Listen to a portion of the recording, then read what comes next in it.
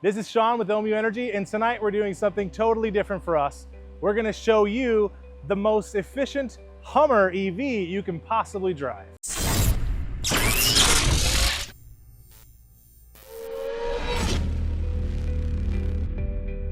We're going to show you how to get the most range out of the Hummer EV truck by swapping the wheels from the OEM 18-inch all-terrain, mud-terrain tires to a more refined highway type tire and wheel package with the Michelin LTX tires. If you're wondering why we're doing this in the middle of the night, it's because we're in Phoenix, Arizona. Great weather, except during the day when the sun's out and it's a scorching 110. So we wanted to make sure everything is as normalized as possible. So we're not gonna have to run the air conditioning, and we're gonna have a nice consistent weather throughout the whole test. And it's nice and dry. And so we will be doing this kind of like through the middle of the night. We're gonna do 2 laps around the whole city, doing the 101 loop and the 202 loop, which we'll show you on a map so you can kind of visualize what that looks like. It's about 100 miles. And we're gonna do 1 loop using the factory original tires for this truck, which are the Goodyear Wrangler MT, which is mud terrain rated. They're 305/70 R18 tires. And that is those are the OEM tires for this one. This is an Edition 1 Hummer truck with a 24 module battery. So it's the big boy battery. The thing that's a little bit frustrating for people who are really into EVs is it's not the most efficient EV. It's the least efficient EV. And a big reason for that is the factory's choice of these really beefy, macho looking wheels and tires, which do you no favors when it comes to driving range. So if you're like me and you tow a lot, and a lot of the driving when you're towing is on paved roads, then you want to look at maybe having another set of wheels. And that's what we're doing here, is we're showing you what it looks like to maximize the range on this Hummer by switching from these 18-inch mud terrain wheels and going up to the 22-inch wheels, but going even one step further than the OEM version of the 22-inch wheel and tire package, which is to swap out the tires on the 22-inch standard Hummer wheels with the Michelin LTX. And these are 275/60 R22. So they actually dimensionally end up being the same diameter as this one. It's 0.1% difference, which is negligible. Most tire places say if you're within 1%, good to go. So it's almost nothing. And then the width is 1 inch narrower. So that's where we see a big difference, is that we're actually getting a little bit narrower tire on there. So you don't have as much rubber creating friction as you drive. So that, and then combined with the compound, which this is an all-season type tire, not an all-terrain or a mud terrain type tire. So it is designed for driving on concrete more. And that's what we'll be doing. They'll be driving all asphalt and concrete. That tire has the same weight ratings. It's actually a little bit higher weight ratings than the OEM tire that's on the 22-inch, and ever so slightly less weight rating than the 18-inch Wranglers. It's right in spec for the vehicle. And so it also happens to create a nice quiet ride, because when you're riding on these mud terrains, you hear the tires just kind of roaring as you drive. And you go to the all-terrains and it tones it down quite a bit. And then you go to these all seasons, and now you're talking about a more refined ride. It's still noisy in the Hummer because you've got these thin plastic roof panels, and it's not the most aerodynamic vehicle on the road. So you still get a lot of wind noise, but it pretty much gets rid of all tire noise. So it actually creates kind of a little more of a plush ride. What we're doing tonight, though, is all about efficiency. The first thing we're doing is we're charging it at the Tesla supercharger, and then we're going to do a lap. We're going to plug it back in so that it gets another 15 minutes while we swap the wheels. And then we're going to do another lap, and we're going to try to keep everything as consistent as possible. So the whole test, we're not going to start measuring the kilowatt hours used until we get onto the highway up to speed. And we're going to lock it in at 70 miles an hour. We'll do the whole loop at 70 miles an hour. The other reason we're doing this at night is to make sure there's no traffic that's going to disrupt our test track. Then we'll do the other one. We'll do the loop again with the other wheels. We'll replicate everything as exactly as we can, and then we'll compare the outcome and see what it looks like in terms of efficiency to get the most range out of your Hummer EV and what that looks like. How much range can this Hummer go? Is it a 400-mile truck with the right tires? It might be. All right, so let's get on the road. All right, so we're in the truck and we're gonna put it into normal mode for driving so that it's consistent for the normal kind of person. And so both tests are of course gonna be running the same there. Then here is what the route looks like, though it is not gonna show up actually mapped here, which is, we're starting out here in an area called North Scottsdale, and then we're gonna head on to the 101. We're gonna take this loop all the way out here. It's gonna go around the city, come back in on the I-10 over to the 202 loop, take that all the way down to where it connects to the 101, and then bring the 101 all the way back up. And then we'll stop here at this same supercharger, plug in and swap the wheels, and then do the loop again with the other tires on, the other wheels and tires. So we're also going to reset the trip when we hit the highway. So we're actually not gonna, I'm gonna reset it now anyways. Are you sure you wanna reset? We're gonna reset it now, but as soon as we get up to 70 miles an hour on the highway, then we're gonna reset it, and we're gonna stay on cruise control the whole time and hopefully never be interrupted. And we're gonna leave the mode in drive, not L. Ideally, that shouldn't make any difference because we're not gonna be doing any slowing down, but we'll leave it in drive for the whole trip. So here we go, we're pushing off now.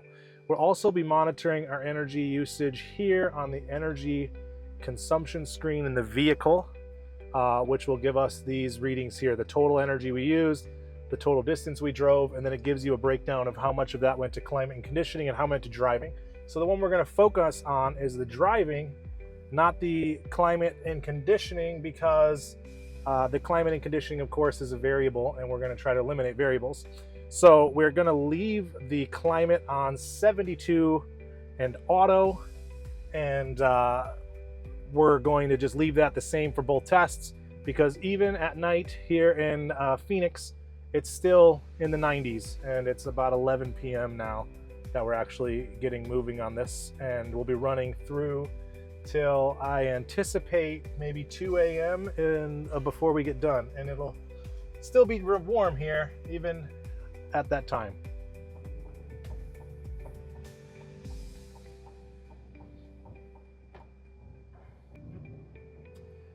All right, once we hit 70 miles an hour, we'll lock it in and reset it. All right, we're just gonna get out over here on one of these massive Phoenix highways. And 70. Now we reset. Are you sure? Yes, of course. So now we're locked in, and this is how we're gonna sit for the whole test, doing all the way around this loop. And if we have to slow down for like some interchanges where we swap over to a different highway, we will do that and try to do so at the exact same kind of rate with both sets. I'm very into data in making sure it's pure. I am very much a scientist type, and so for me it's very important in doing this test that we really do get the data correct, and that our numbers are an accurate representation of the difference between the tires only, and not anything else that could be weighing into that. I'm gonna do my best, and we're gonna make sure that you guys are aware of everything we're doing, and if anybody has any ideas or comments, please feel free to give feedback and we can learn. This should be a pretty leisurely drive in the middle of the night, hopefully, and we will be using Super Cruise as much as we possibly can to just keep us lane centered and not having to worry about anything. We have Super Cruise, auto lane changes are turned off, so it's not gonna try to move around the road on us.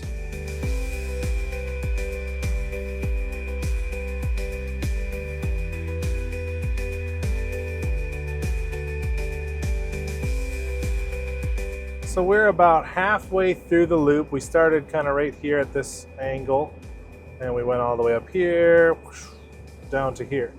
And we are currently consuming 1.7 miles per kilowatt hour overall. So let's see how it breaks down, because we are running the air conditioning, which isn't going to use very much, but right here we're at 28.4 kilowatt hours to go 49.3 miles. I will let the magic of editing do the math on that and show you exactly how many miles per kilowatt hour we are achieving right now. And then we'll go back here, and we're about halfway. It's almost 50 miles, and we're still cruising along. A couple times we had to slow down ever so slightly at the interchanges. Middle of the night, and there was still a little bit of traffic on I-10, which is crazy. But now it seems like, and as it gets even later, hopefully that's going to become less and less. And so we should be smooth sailing from here on out, looks like.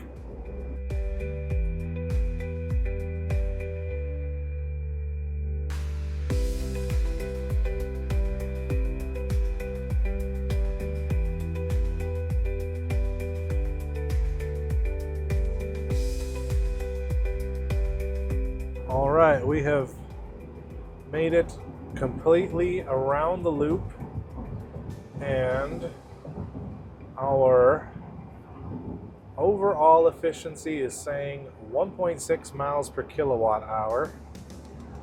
We can break this down more. We can actually maybe wait till we're at the charger. We can go through the numbers better, but we've used largely, of course, all of our energy pretty much went to driving, very, very little to the climate control. So 55.8 kilowatt hours. And so, yeah, we're going to be around 1.6 to 1.7 miles per kilowatt hour. This is with the Michelin LTX tires. So now we swap over to the Goodyear Wranglers, plug it in, make sure that we start out with a similar battery temperature on the pack by giving it a good, however long it takes to swap the wheels. I'm optimistic and say 15 minutes, but that's probably ridiculous because I don't move that fast. But however long, and then we will do the loop again. All right, here are our final numbers, full loop on the Michelin LTX Defender tires. 55.6 kilowatt hours is what we consume doing this loop, and the total, of course, hopefully going to be the exact same, 92.1 miles. And over here, our trip meter was at 91 miles. We have 1.6 miles per kilowatt hour. We'll give you a more exact number in the math here with those. So now we're going to take 15 minutes of charging and swap the wheels and do it again.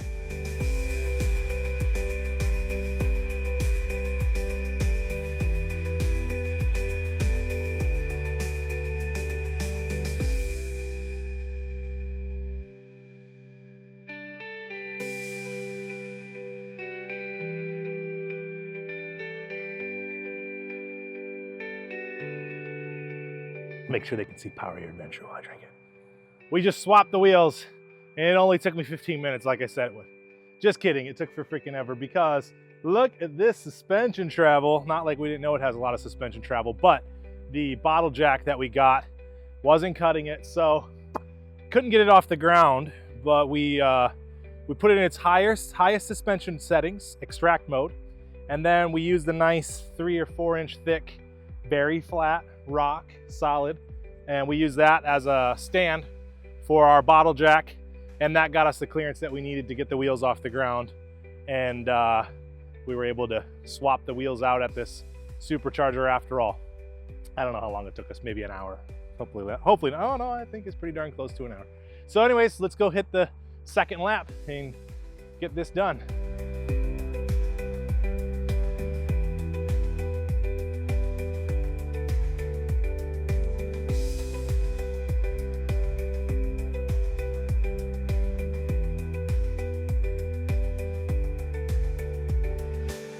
Oh, we are almost there.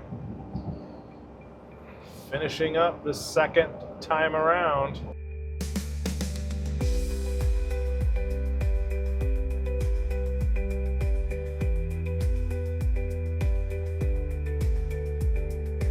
One or 2% less rotations because of the two factors. One being that they're newer, so they have a deeper tread, and then two being that the actual dimension, the dimensional spec is slightly larger. So that's why, like, it looks like we will have used almost 3 kilowatt hours more on this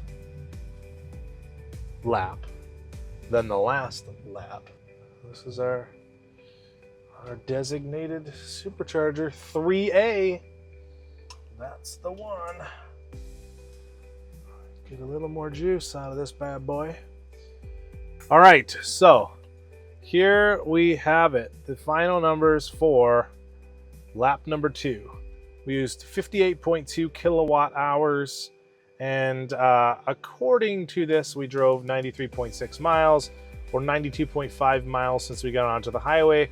Those numbers are slightly higher, and that is in part, I believe, because we have just ever so slightly less diameter from the specification on these tires, like the numbers on the tires as they're manufactured, but also these tires, these Wranglers, have almost 30,000 miles on, or right around 30,000 miles on them, and the other ones were brand new.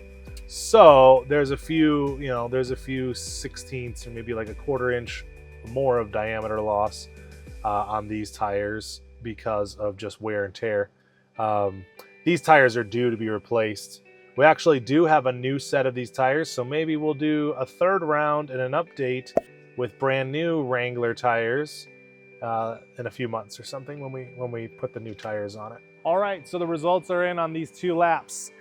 We have a 1.66 miles per kilowatt hour on the 275/60/22 Michelin LTX tires, and repeat the same lap with mud terrain tires, the original Goodyear Wrangler 305s, and we got 1.60.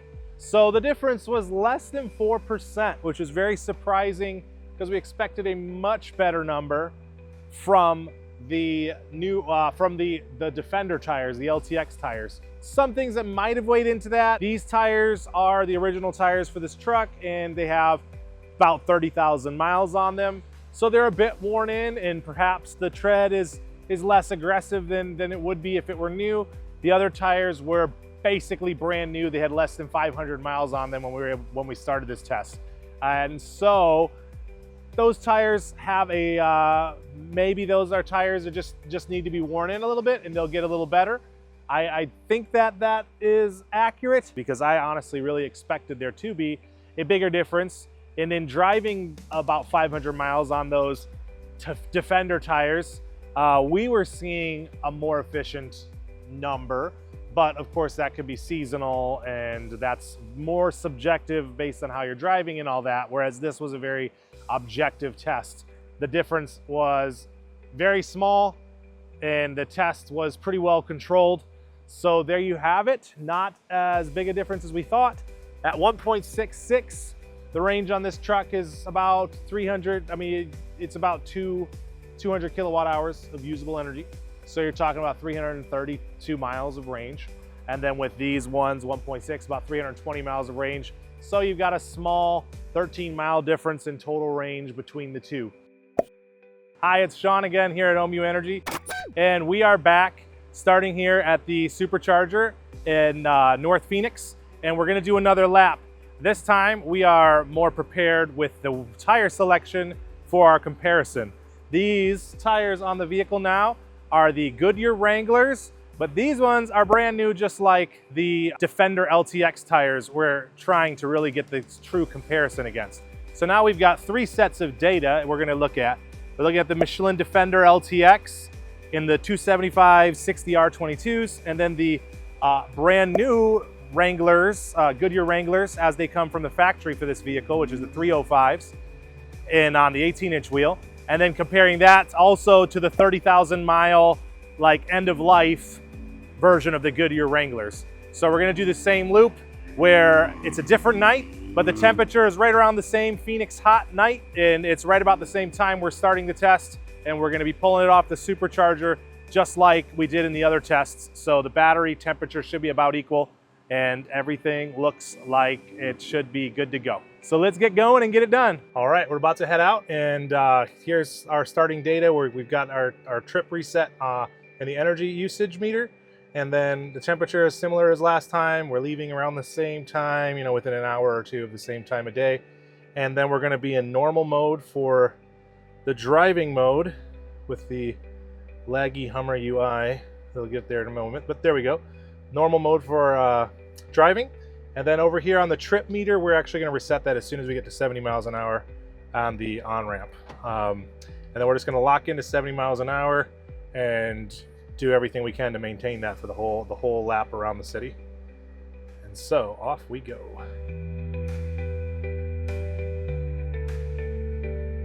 All right, we're about halfway through the lap and we're sitting at 1.6 miles per kilowatt hour.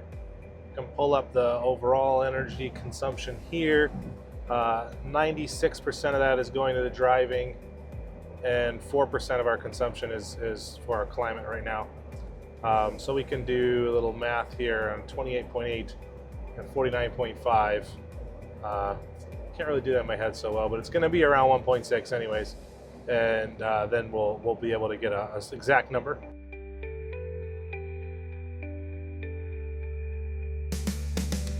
All right, we're getting off the highway now, just about to get on the exit, and our trip meter is reading that we are at 1.5 miles per kilowatt hour, but we will get we'll break that down a little tighter on the numbers in here. We are at our 92.1 miles for our loop. Start slowing down, and then consuming about 58.3 kilowatt hours for driving on this loop. 58.2 as we're regenning down down here. It's pretty awesome how much regen this truck has actually, because we just gained 300 watt hours just coming on the off ramp, which is pretty cool. Oh, 400 watt hours. So it looks like we're gonna be at right about 58, maybe 58.1 kilowatt hours when we pull into the parking lot. So that's extra 2-ish kilowatt hours total, looks like. All right, here we are. We've completed our third trip around the Phoenix metro area, testing out different tires on this Hummer Edition 1.